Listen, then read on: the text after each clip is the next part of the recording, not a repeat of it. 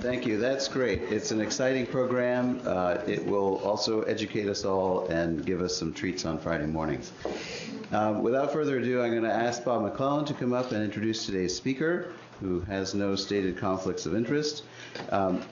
John Christopher here from Dartmouth College. Bob McClellan, as you know, is the section chief in occupational medicine. He's also the medical director of our wellness program for all of our employees and their families, somewhere around 16,000 individuals that he's responsible for the health of their lives, and he's also an associate professor in community and family medicine, and the Dartmouth Institute. So please tell us about today's speaker.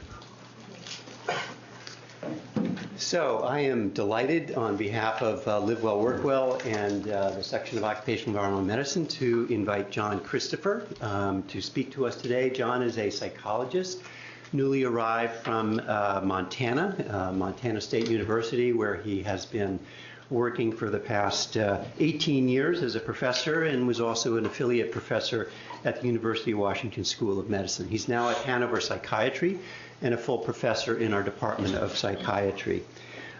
He's a fellow of the American Psychological Association and former president of the Society of Theoretical and Philosophical Psychology.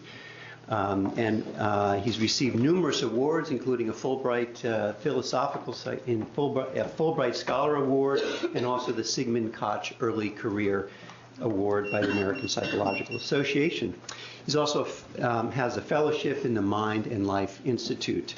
While John's work focuses on health psychology and behavioral medicine, his background and interests are truly interdisciplinary. He works at the border of the social and medical sciences and the humanities to advance theory, research, and practice on well-being. I could tell you a lot more about him, but being mindful of the time, I will tell you he's published a lot, and he's also walked the walk, and he's a practitioner of all that he has to say over the past 30 years. John, welcome.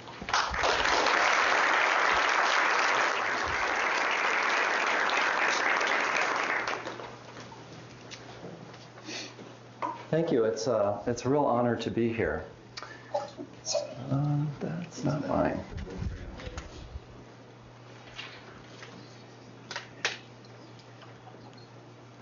Maybe an opportunity for all of us to take a few deep breaths, especially me.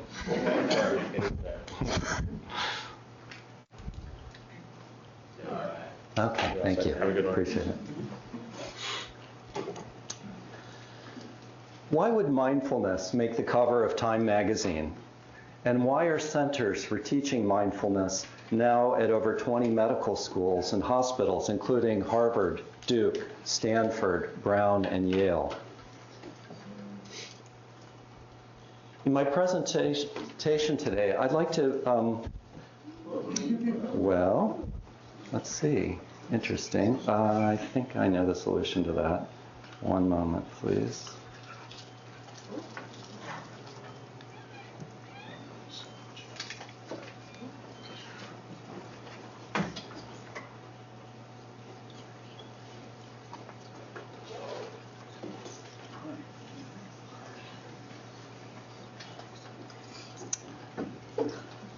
Boy, as if presentations aren't stressful enough, you know?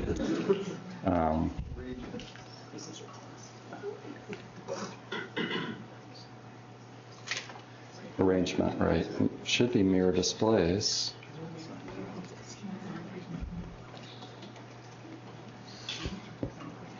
Has our tech support person abandoned us?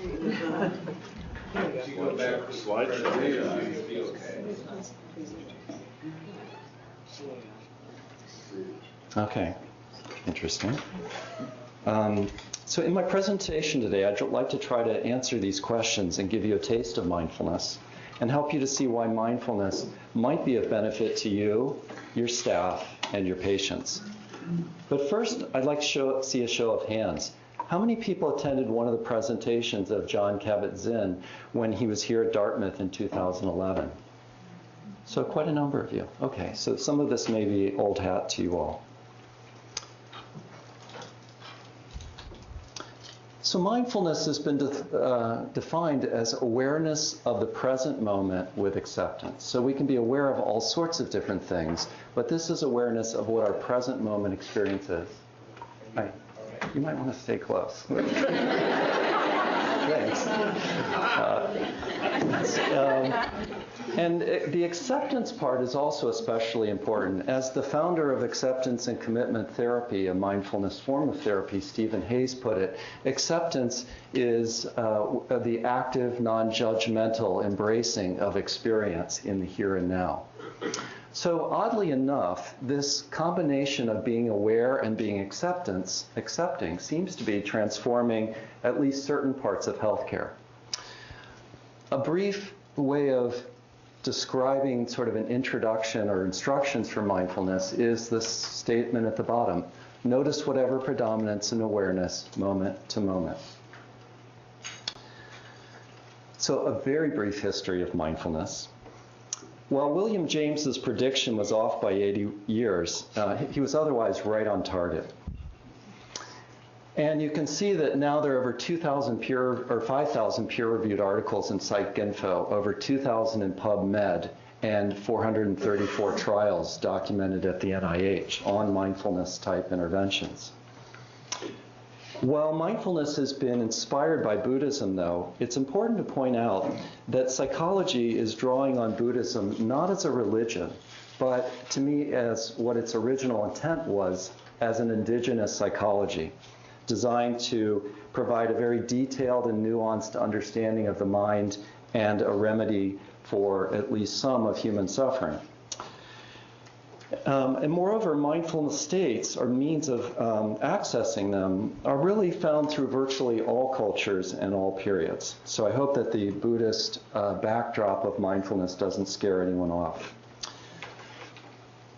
Okay, so let's just try a little experiment for a few minutes. I'm sure this might be helpful on a Friday at the end of a long week, getting ready for a 3-day weekend.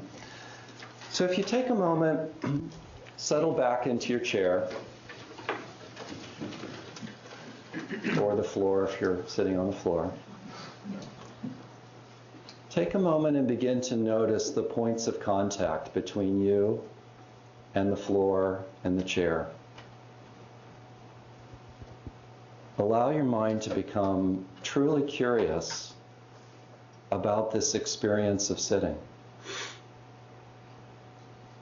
how it shows up in your body.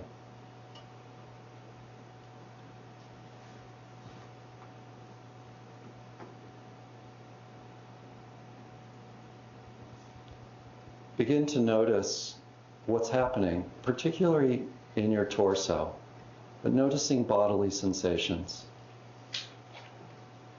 Making room for whatever's there. Trying to notice without judgment or analysis. Watching the sensations, almost as if you're watching a rather odd or surrealistic movie by Bergman or Fellini.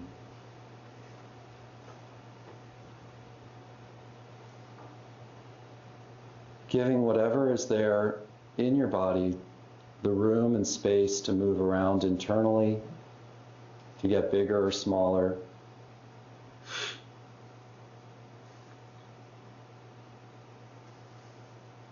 Just watching. Perhaps noticing how quickly your mind engages in commentary or dialogue, creates stories about what's there, realizing that that's normal, that's what minds tend to do, and coming back to the physical sensation again. And if your mind's particularly agitated, perhaps letting your breath be a little bit slower and a little bit deeper.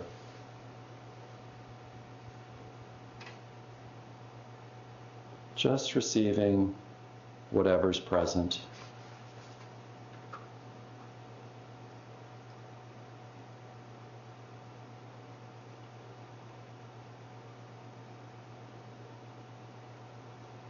We know now that these sensations in the body are also primary emotions, our most basic form of emotional experience, much more primary than the kind of experience that we sort of label and can say, this is sadness or this is anger. So as we make room for whatever's there in our somatic experience, at the same time, we're learning how to be with our emotional experience and regulate it.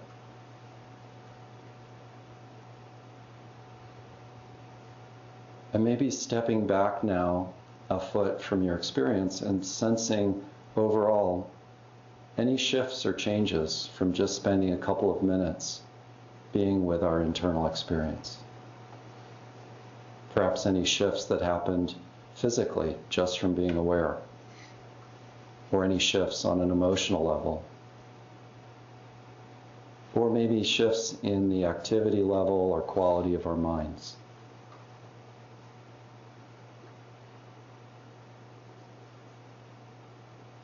And then beginning to open your eyes if your eyes have been closed, and coming back slowly to the room.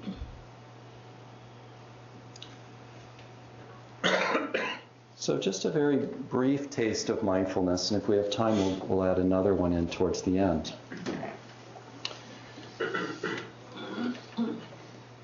There are a number of different ways that mindfulness is being incorporated into behavioral medicine and psychotherapy now.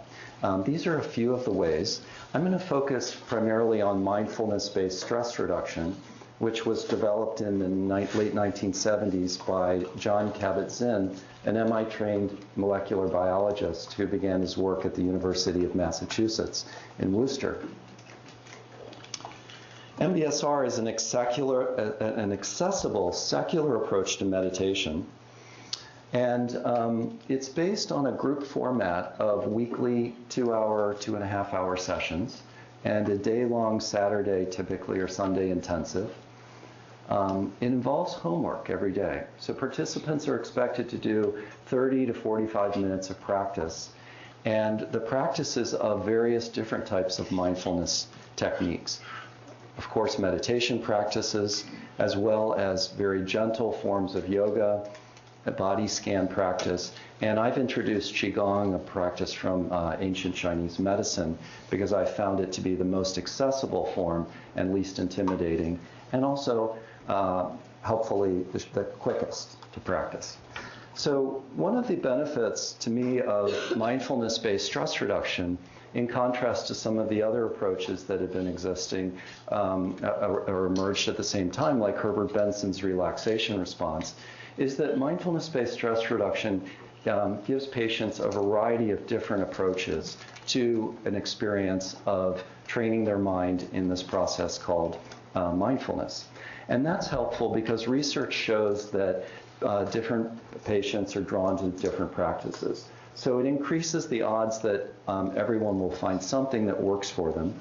And this helps to account for the high completion rate.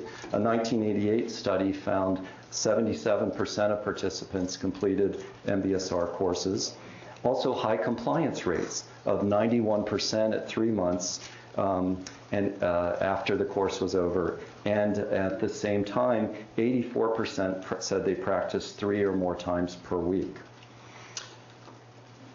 One of the ways that mindfulness-based stress reduction is different from taking a yoga class or a meditation class in the community is that you're working with a professional trained to help you see the interface between these practices and the areas where we're all suffering from stress, either on a physical level or on a psychological level.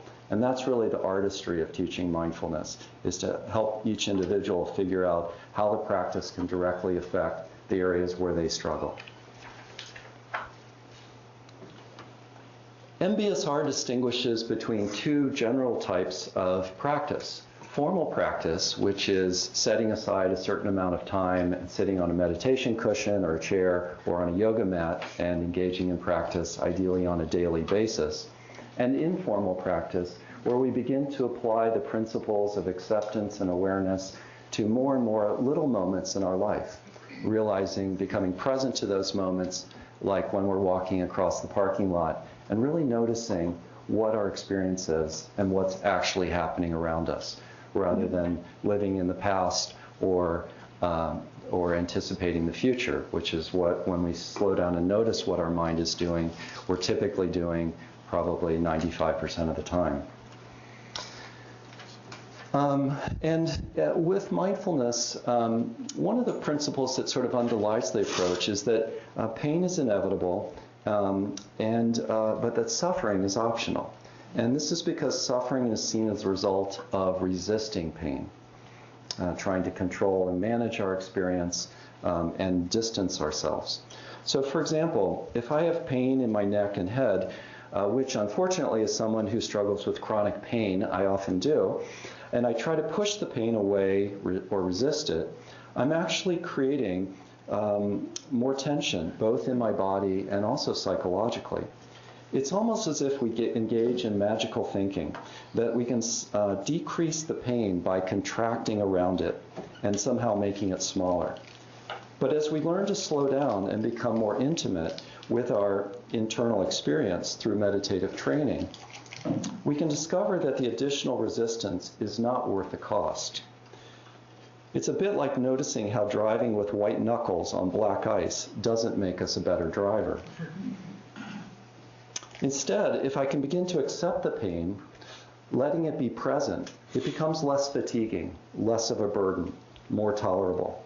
On an emotional level, so that was more from the physical example, on an emotional level, we all learn to disavow or disconnect from certain emotional experiences beginning in childhood.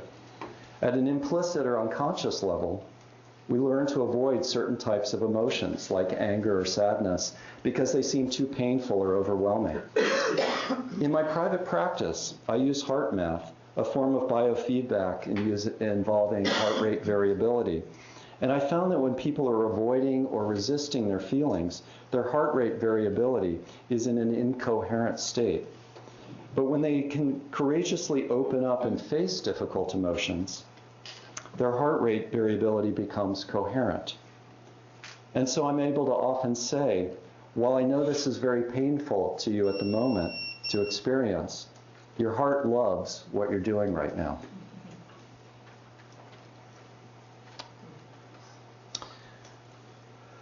So I wanted to just briefly mention a few of the earliest studies on mindfulness, and this is part of why we're talking about mindfulness, is that Jon Kabat-Zinn had the insight to begin doing empirical research at the very beginning in the 1970s. So this is the very first study, with 90 chronic pain patients, they found significant reductions in present moment pain, how problematic patients viewed body parts, negative body image, inhibition of activity by pain, number of symptoms reported in the previous month, and psychological symptoms of depression and anxiety in particular. In another early study that looked at the impact on anxiety and depression, you can see that in the first slide shows a drop of scores on the Beck anxiety inventory, and the second slide shows the drop-off of depression scores. The study also found maintenance of these changes for an additional 12 weeks post-treatment, as seen by the long tail on both graphs. And in an interesting 1998 article in the Journal of Psychosomatic Medicine, Kabat-Zinn and colleagues found that mindfulness meditation reduced rates of skin clearing in psoriasis patients, and with moderate to severe psoriasis. In this study, though, instead of being in a group format, they listened to mindfulness tapes, audio tapes, while receiving light therapy. And these patients reached the halfway point and the clearing point in their lesions significantly more rapidly than those in the no-tape condition for both UVB and PUVA treatments. Now, one of the most compelling and groundbreaking studies comes from the lab of Richie Davidson at Madison, who was the founder of a field now called contemplative neuroscience. In this randomized control trial, brain electrical activity was assessed before and immediately after, and then 4 weeks later, an 8-week MBSR program. At the end of the 8-week period, subjects in both groups were vaccinated with an influenza vaccine. Increases were found in the left-sided anterior activation, and this is a pattern that's previously been associated with positive affect. And in the meditators compared with the non-meditators. So this is the first study to document significant changes in anterior activation asymmetry as a function of meditation training. Significant increases were also found in antibody titers to the influenza vaccine among subjects in the meditation compared with those in the waitlist control group. In addition, the magnitude of increase in left-sided activation predicted the magnitude of antibody titer rise to the vaccine. So this study is also the first demonstration of a reliable effect of meditation on an in vivo measure of immune function. RCTs have been found to have support mindfulness for a variety of conditions. I won't read those off, but I'll give you just a moment to scan them. And there are over 100 RCTs now involving with mindfulness. There's also been a number of meta-analyses. These are 3 that exist out there. And for the sake of time, I'll skip through that. But in general, mindfulness-based therapies have found to be an effective treatment for a variety of psychological problems, and especially for reducing anxiety, depression, and stress related to physical illnesses. With the epidemic of opioid abuse, this study by Garland and colleagues should be of relevance to all of us. They found that an 8-week MBSR recovery program led to a 63% reduction in opioid misuse versus 32% for a conventional support group, and a 22% reduction in pain-related impairment. So I wanted to kind of go through a few mechanisms of action. Stress is implicated in many of the diseases and illnesses that we struggle with, both as patients and as practitioners. Stress causes an imbalance in the autonomic nervous system, parasympathetic underactivity, and sympathetic overactivity, as well as underactivity of the inhibitory neurotransmitter GABA. As Stanford stress physiologist and MacArthur Award winner Robert Sapolsky views it, stress-related diseases occur because we turn on a system designed to be on for 30 seconds and leave it on for 30 years. The SNS, sympathetic nervous system, is a system designed to deal with acute stress, like escaping from a tiger.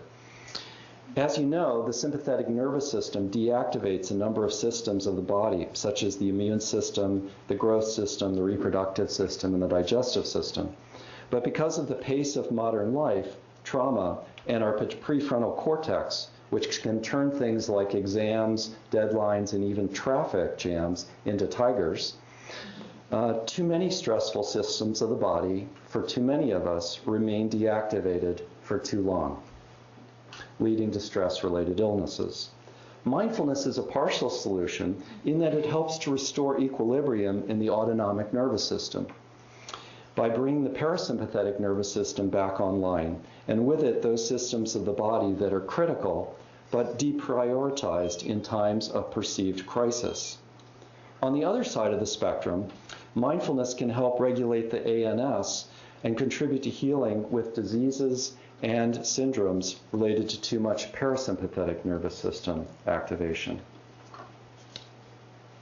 And the consequences of stress cannot be overstated. For instance, a 2008 meta-study shows how serious the impact of stress can be with cancer. In this analysis by Cheetah and Associates, psychosocial stress was associated with cancer incidence in initially healthy populations in 165 studies, associated with decreased survival in 330 studies, and associated with higher mortality in 53 studies. While we're still discovering the mechanisms of action, we do know that stress compromises the immune system.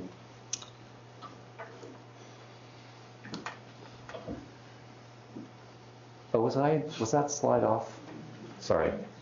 Here, I'll let you just scan that for a minute. Have all the slides been off? Okay.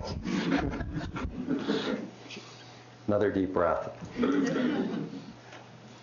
Mindfulness, another mechanism of action, is that mindfulness changes the brain, and it's really become that simple. 3 hours of mental training has been found to increase anterior cingulate cortex activity and improve self-regulation.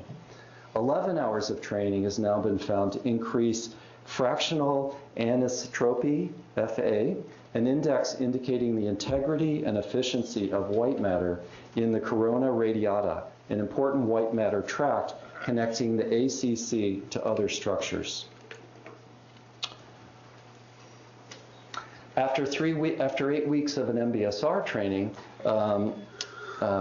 Sarah Lazar and her colleagues have found increases in gray matter in the hippocampus, which is connected to memory, learning, and emotion regulation, in the posterior cingulate, which is related to self-processing, in the temporal parietal junction, which is related to empathy, and to the insula, which is involved in interoceptive awareness, so awareness of internal states, particularly somatic states, and empathy. And also, decreases in gray matter in the amygdala, which is involved in flight or fight and is often overactive for people who've experienced trauma, either relational or later in their life. And finally, one other study I wanted to mention, another study out of Sarah Lazar's lab at Harvard looked at the impact of long-term meditators and found that brain regions associated with attention, interoception, and sensory processing were thicker in meditation participants than matched controls. And particularly the thicker areas were in the prefrontal cortex and the right anterior insula. Between group differences in prefrontal cortex thickness were most pronounced in older participants, suggesting that meditation might offset age-related cortical thinning. These data provide the first structural evidence for experience-dependent cortical plasticity associated with meditation practice. Another mechanism of action may be related to gene expression. A day of intensive practice of mindfulness meditation in experienced subjects on the expression of circadian, chromatin, modulatory, and inflammatory genes in peripheral blood mononuclear cells found a downregulation of genes that have been implicated in inflammation. The affected genes included the pro-inflammatory genes RIPK2 and COX2, as well as several histone deacetylase genes.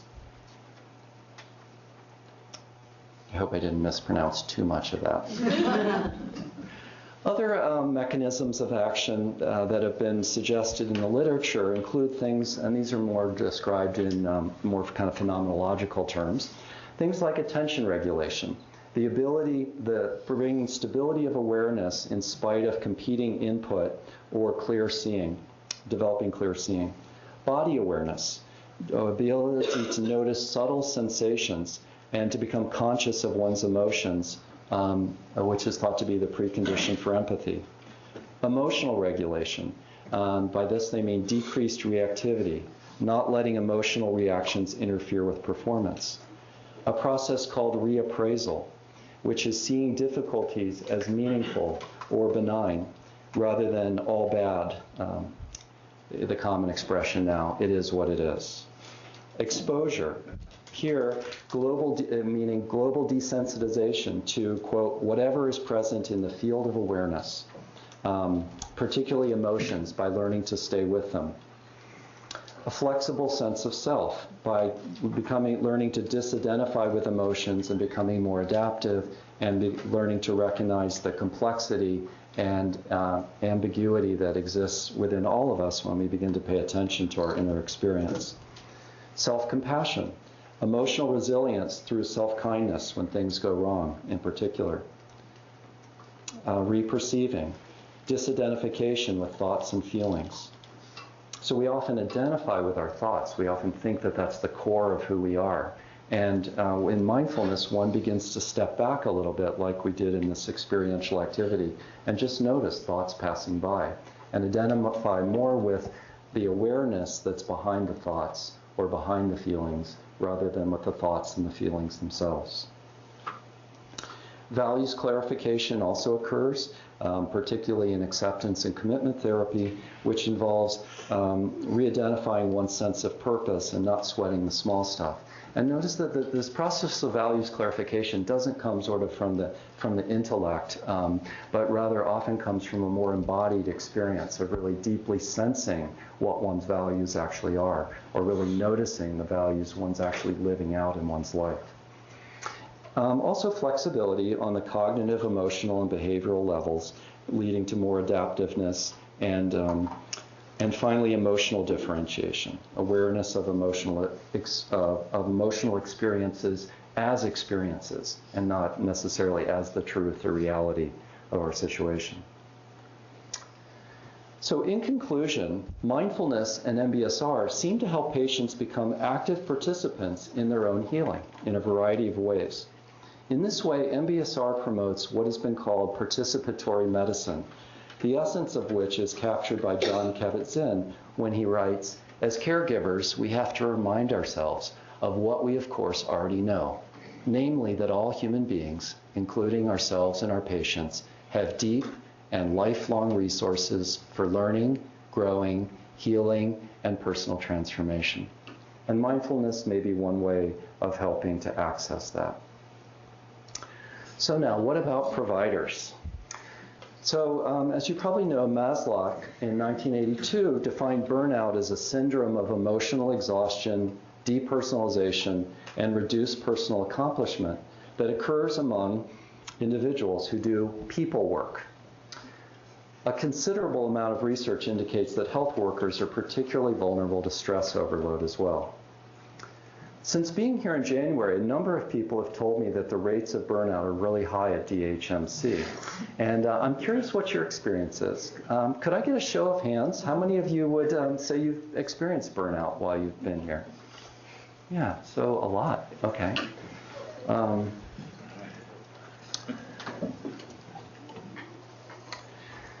So the effects, though, unfortunately, of burnout are extensive and have been researched. And it's been found to contribute to poor quality health care, medical errors, low productivity and efficiency, contributes to turnover, which of course is quite expensive for the institution. So it's been found that mindfulness can facilitate a number of the qualities that lead to good doctoring. It facilitates multitasking. It's been shown to enhance attention, improve memory, enhance empathy and accurate recognition of patients' emotional states. And this is particularly important because researchers from Toronto and Duke have concluded that some studies show that doctors fail up to 90% of the time to respond to emotional cues from patients.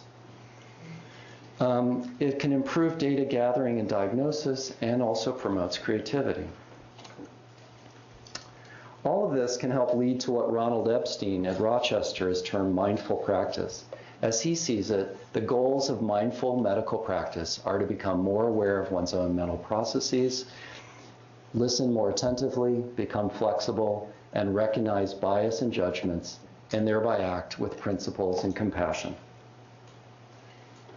Not that we don't do that anyway, but mindfulness helps us actually be more of the people that we want to be by reducing the levels of reactivity in our lives that we all inevitably have. So mindfulness also has the potential to be a potent means not only for increasing our productivity and efficiency and our care abilities, but also as a means of promoting self-care and resilience for doctors and other healthcare professionals. A handful of studies have been conducted, including several randomized control trials, and these have found that improvements in burnout, mood states, empathy, and self-compassion, quality of life, and mindfulness increase from participation in mindfulness interventions, and decreases in perceived stress, total mood disorder, and psychological symptoms.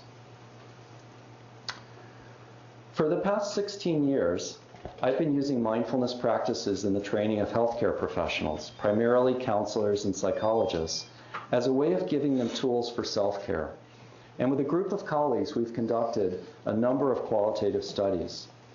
I chose qualitative research because at the time, no research had been done on this topic, and I was interested in trying to explore the range of experiences in as open-ended a way as possible. So I'd like to briefly share some data that exemplify their experiences. The class I developed, Mind-Body Medicine and the Art of Self-Care, was a 15-week course that met 5 hours a week. Half of the time was spent on the floor doing practices. We found that students reported changes in a number of domains, and in the anxiety about getting all the technical stuff, I left my quotes in here, so let me grab those. So let me give you a few examples of the kinds of things that people reported. On the physical level, one student wrote, "I also think my body is changing. I notice more balance, more leg strength, overall flexibility, and a slight weight loss. I have more aerobic capacity, which I particularly notice when biking or hiking. My ability to balance on my left leg, which had the nerve damage, is continuing to improve a bit at a time." And another student wrote, "As far as physical ailments, I feel as if I know my body a lot better, and I'm able to recognize when I'm starting to feel ill, and then I slow down and take care of myself." On the emotional level, here's a few examples. "This course has given me the time, space, and urging to increase awareness, slow down, and be more present, and to continue to let go of fears, anxiety, self-criticism, and doubt, allowing me to just be in the moment, feel, accept, and trust."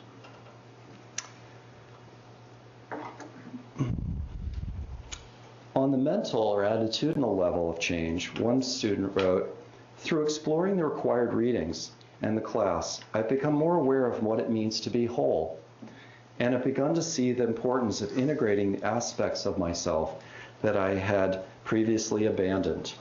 Although the process of reintegration is a long and arduous process, I've begun to explore this abandonment and what it would mean to reintegrate aspects I considered to be difficult and painful, and through this, beginning to accept my flawed self." They also reported a number of changes interpersonally in terms of their personal relationships. One student wrote, "I'm learning to take responsibility for my own feelings, and at the same time not to take things personally. Disagreements with my partner no longer appear so threatening. I'm able to express my feelings more straightforwardly to him recently because I believe that my thoughts and feelings matter. Also, if he does not like what I say to him, I know that it does not mean he rejects who I am. Finally, I believe that I can work on my own issues and improve my relationship with myself as well as with my partner. This class truly changed my life, and every relationship I have seems to be improving dramatically. My parents, clients, peers, partner, co-worker, and friends." Students also reported a number of changes in their clinical work. And so these are counselors and psychotherapists, but I think some of the findings may be relevant to other healthcare providers. So they noticed more awareness of what was happening in the session with their patients, more sensitivity to emotional cues, for instance, and when the interpersonal relationship with their patient was not going well. They also noticed that they were bringing more acceptance into the relationship, acceptance of their patients and whatever was going on with them, and also accepting of themselves as a finite being, as a limited healer. They also reported cultivating more intentional compassion for their patients, having less fear of working with their patients, and especially those who had severe mental illness, less fear of failure, less fear of the client's approval, less fear of, and that this resulted in them being more humble and willingness to seek help and consultation. And as a supervisor, that was really nice to see. They also reported having less reactivity in sessions, feeling like they were more present with their patients, and having strategies for taking care of themselves, particularly after a grueling day. And finally, they began to see that mindfulness was emerging into a way of thinking about their patients, a way of conceptualizing their patients' struggles and suffering, and a way of thinking about perhaps the direction that that cure might occur. So for practitioners, a compelling case can be made that mindfulness is a powerful tool to promote clinical practice as well as self-care. Let me give you an example of how these can come together. Through my own meditation practice, I've come to realize the interdependence of systems traditionally treated as separate. I imagine as doctors that there are a number of patients that are perplexing and that are treatment resistant, just as there are in my practice. We're clearly complex systems. And what I've noticed in my 25 years of practice as a psychologist is that questions always exist about what's the root cause and what's the most effective entry point for dealing with illness. Sometimes the root cause is psychological. For example, in working with a couple who came to me because of vicious power struggles that would last for days, I noticed throughout the first session that the woman in the marriage, who was a handful of years younger than her husband, remained perched on the edge of the couch through the whole session. I noticed this in the first session, but chose not to respond to it because in part she was wearing a miniskirt, and I wasn't sure if that was perhaps the cause of the way she was sitting. And but in the second session, she sat in the same way, and I noticed, sort of using my background in mindfulness, that it was creating a bit of anxiety in my own experience. So this is one way as practitioners that mindfulness can be helpful as we start to sense into what's happening in the relationship and the other person. We can actually start to sense this somatically in our own bodies. So as a practitioner, I continually scan my own body as a way of noticing my own reactions or countertransference and my own level of stress, and also because it's invariably an indicator of what's going on with the patient and in our relationship. And so noticing that her posture made me feel anxious, I decided to take a risk. And I invited her to try an experiment in mindfulness. So here I'm bringing mindfulness into the work together, not just in terms of understanding my own experience.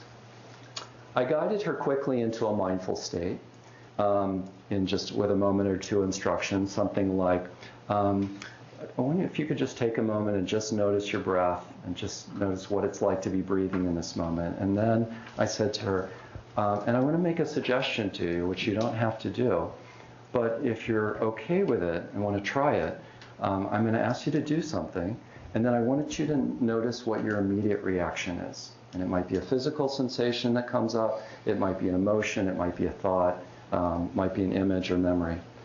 And so I asked her, from this place of slowing down and settling, to sit back in the couch. She does, and immediately breaks down and starts crying. As we unpacked what had happened, she realized that she was always vigilant, literally on edge. And she realized this was an adaptation that she learned as a way of coping with her parents at an early age, who were very intellectualized academics and expected her to be able to justify and rationalize all of her decisions and choices. And she literally felt in this process of having to be able to field all of their questions that no one had her back. And she was all alone in the world. Hence, the fierce need that came out, unfortunately destructively in her marriage, to defend herself. And it turns out she'd already developed disabling chronic pain in her back and had significant GI issues. As we continued our course of therapy, she increasingly came to take comfort in the support of the couch, and more importantly, in the support of her husband and in the support of the therapy and our relationship. And her back and GI distress over the course of treatment lessened significantly. One of the easiest and most powerful ways to begin to incorporate mindfulness into your life personally and professionally is to begin to pay attention to your breath. This is for two reasons. First, our breathing reveals the state of our autonomic nervous system. When we're in a sympathetic nervous system state, our breathing becomes shallow and irregular and erratic. So if we make a point regularly of noticing the quality of our breathing, we can have a built-in indicator of when we are becoming stressed or reactive. Second, the breath is one of the easiest ways to activate our parasympathetic nervous system and re-regulate our autonomic nervous system. When we slow our breath down and make it smoother and deeper, it works with the vagal nerve to activate our parasympathetic nervous system. This is one of the principles of why yoga, when done mindfully, can be so effective. We place ourselves in a difficult situation or pose, which would normally activate the sympathetic nervous system, and then bring a calm, deep breath to it, which brings the parasympathetic nervous system back online. In this way, we find calmness in the midst of stress, equanimity in the midst of challenges. Sorry, and it looks like we're about out of time. So one very powerful example I just wanted to share that I had of a patient with stage 4 ovarian cancer who took an MBSR course with me. At the end of the course, as we were processing the experience, she said she took the course because she thought that it might teach her, she might learn something about how to die. But she said as she's walking away from the course that what she learned instead was actually how to live. Since coming to Dartmouth, I've had the great honor of working with Susie Stevens, a psychologist at Hanover Psychiatry, to offer an MBSR course to the Department of Anesthesiology. And thanks to the leadership of Tom Dodds, we hope other departments will follow suit. And we've also been exploring the creation of a program or center for contemplative medicine at Dartmouth, something that can coordinate providing mindfulness training to students, practitioners, and staff, and the larger community, including Dartmouth College. Please contact me if you're interested in being a part of a brainstorming session around this, or if I can answer any questions or consult with you. Thank you for your time.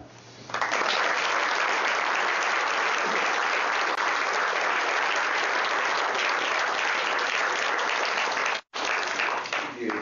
I realize the time is late. We'll take one or two questions if they're there, and then come up here to see John afterwards. Yes.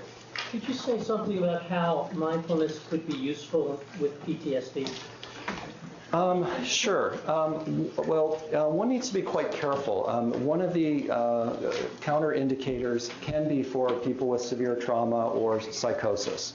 So, but actually one of the interesting things coming out of Richie Davidson's lab is that they're using yogic breathing, pranayama, with people with severe PTSD who really literally can't sit still with themselves over a 7-week period, 3 hours a day in the morning, to help them regulate their autonomic nervous system enough to be able to then enter into mindfulness more fully.